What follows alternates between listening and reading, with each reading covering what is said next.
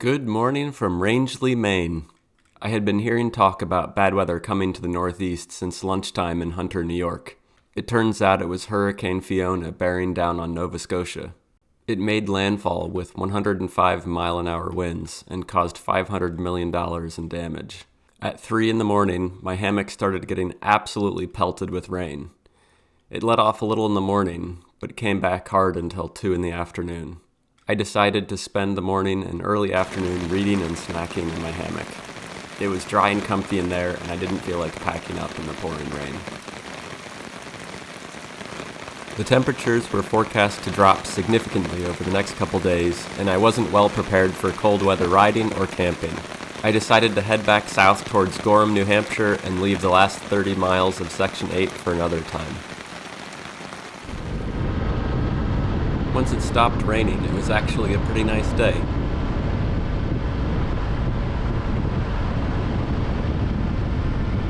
The trees that weren't evergreens were starting to show their fall colors. I made my way around Rangeley Lake and toward the New Hampshire border. I skipped the Quill Hill overlook because the mountains looked like they were still covered in fog.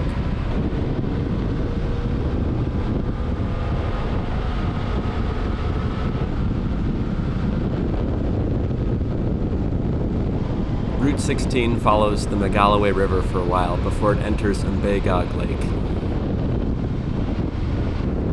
Goodbye, Maine. Hello, New Hampshire.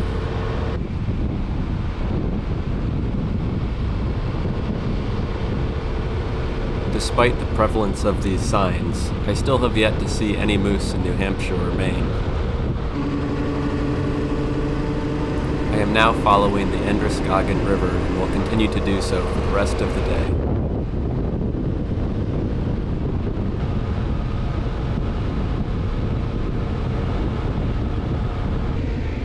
I saw a bridge going across the river and decided to explore a little bit.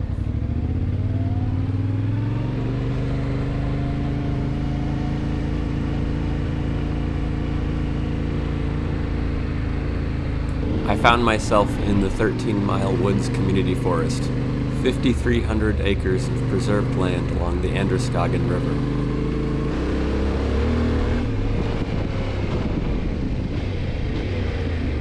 The ground was pretty mushy from last night's rain, so I turned around and headed back toward the bridge.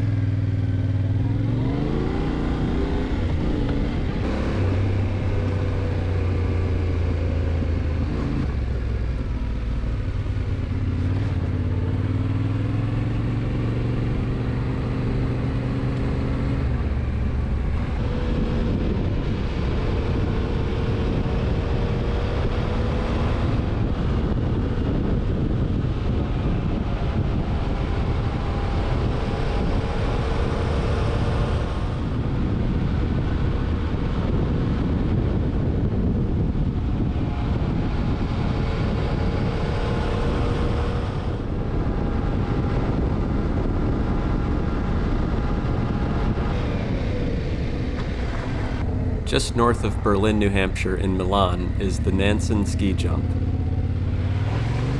It was built in 1936 and was the tallest ski jump in the world at 171 feet.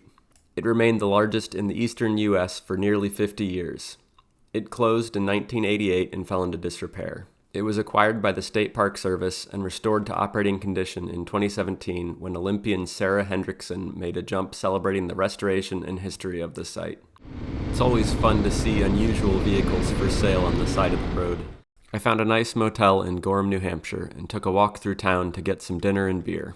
I rode a whopping 90 miles today, but having a roof over my head for the night was most welcome. The next morning I headed south from Gorham along the east side of Mount Washington, which was closed to all traffic this time. The temperature was in the mid-40s and it was lightly misting. My plan was to head in the direction of home along backroads and see how far I get.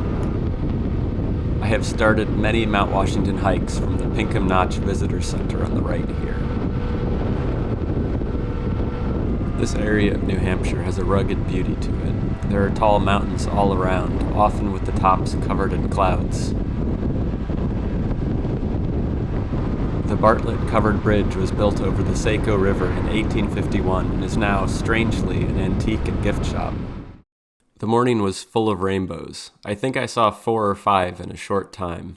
Of course, rainbows mean rain, so I shouldn't have been surprised by what was coming. I came through Bear Notch 2 days ago, but this time I took the paved road. Bear Notch ends on the Kankamagus Highway, which cuts its way through the White Mountains. The temperature was dropping, and it was raining on top of the pass.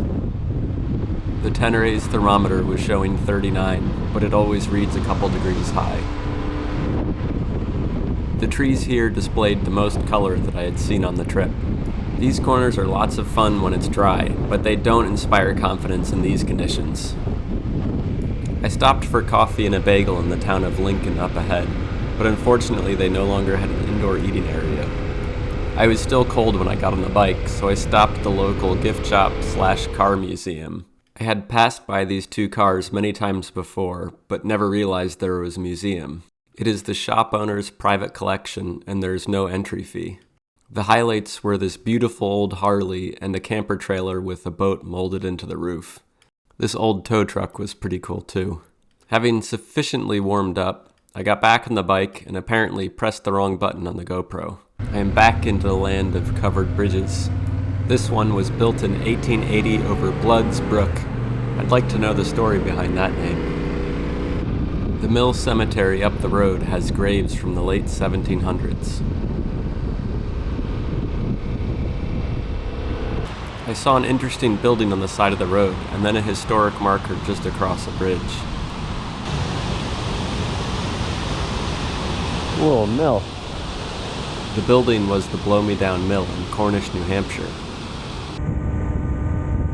Crossing the Connecticut River between Cornish, New Hampshire and Windsor, Vermont, it is the longest wooden-covered bridge in the United States at 449 feet long.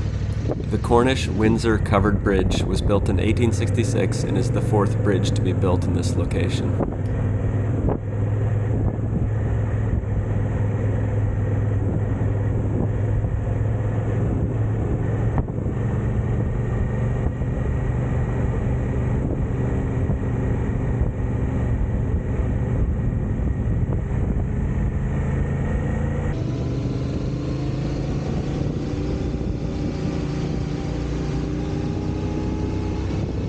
I love how often I end up on little dirt roads going through Vermont. They're all over the place, and as long as you stay off of the numbered routes, you're bound to run across them.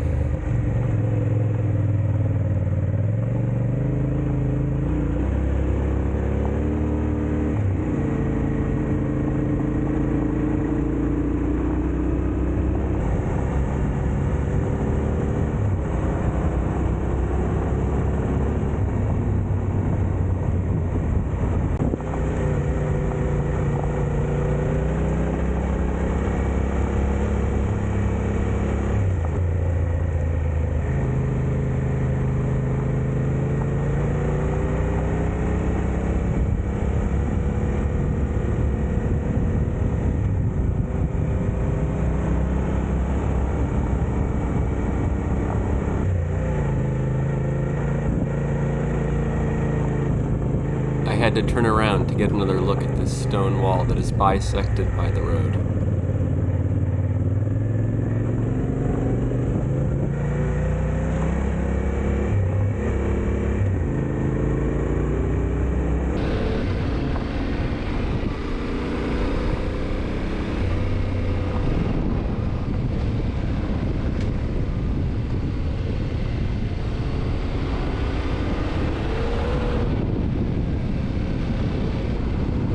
I am very fond of riding along these dirt roads that follow small streams. This one can't seem to decide which side to stay on.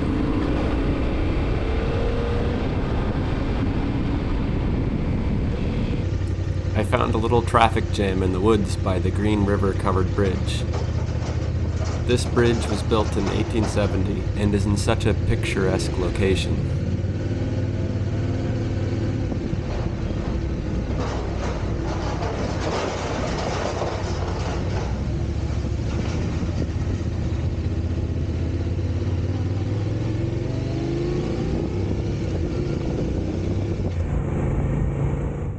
This is the border of Vermont and Massachusetts. It seems fitting that my last road in Vermont is gravel, runs along a beautiful stream, and has a covered bridge on it. Despite the rain and not making it all the way to the end of the route, I've had a great time on the northeast backcountry discovery route. I have been to some familiar places and some that are brand new. I have definitely increased my comfort level on loose rocky roads, and have been impressed with how well the Tenere 700 did on them. It didn't feel like the camping gear weighed it down much at all. I will need to work on the hammock setup in cooler weather because I was having some condensation issues on my sleeping bag. Maybe putting the insulating pad inside the sleeping bag will make it better.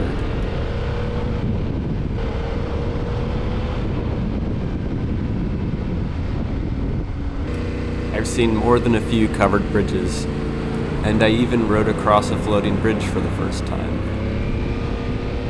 I stopped in Great Barrington, Massachusetts to have some dinner and to warm up. I looked at the map and realized I could be home in a little over 3 hours. The next day was forecasted to be even colder, so I decided to hop on the highway and scoot home. I rode 490 miles through 5 states today, and most of it was on beautiful backroads. If you're still here, thanks for coming along.